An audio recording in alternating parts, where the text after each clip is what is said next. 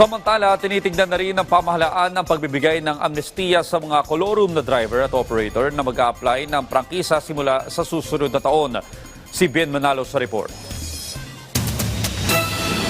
Kasabay ng dagsa ng mga pasahero sa mga terminal dulot ng holiday rush, inilunsad ng Department of Justice ang Special Task Force na tututok sa mga kolorum na sasakyan. Sa ngayon ay hindi muna manghuhuli ang Anti-Colorum Prosecution Task Force at sa halip ay bibigyang prioridad ang case build-up at information dissemination campaign.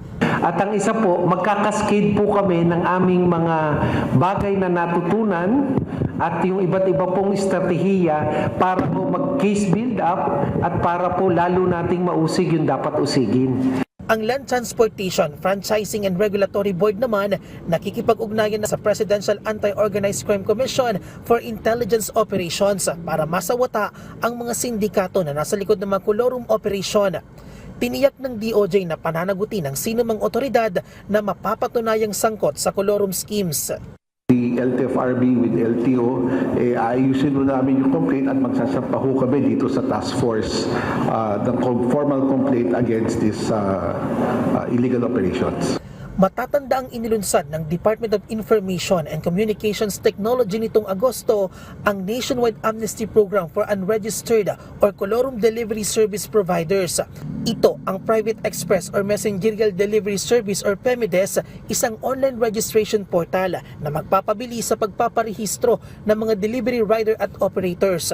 Sa pamamagitan din nito, maiiwasan na ang abala na dulot ng mahabang pila. Hinihikayat ng DICT ang mga unregistered PEMIDES providers na mag-avail ng kanilang amnesty program para maging legal ang kanilang operasyon at hindi na mamultahan pa. Samantala, ikinukonsidera na rin ng gobyerno ang pagbibigay ng amnestiya sa mga kolorum driver at operator na mag-a-apply ng prangkisa simula sa Enero sa susunod na taon.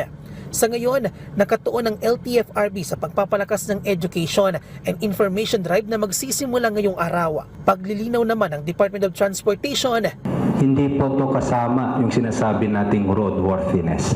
Wala pong amnesty sa roadworthiness. Kung hindi po roadworthy ang iyong sasakyan, hindi po pwedeng bumiyahe. At yan po ay tatayuan namin at paninindigan. nanawagan din sila sa mga kolorum na driver at operators na magparehistro at dumaan sa tamang proseso.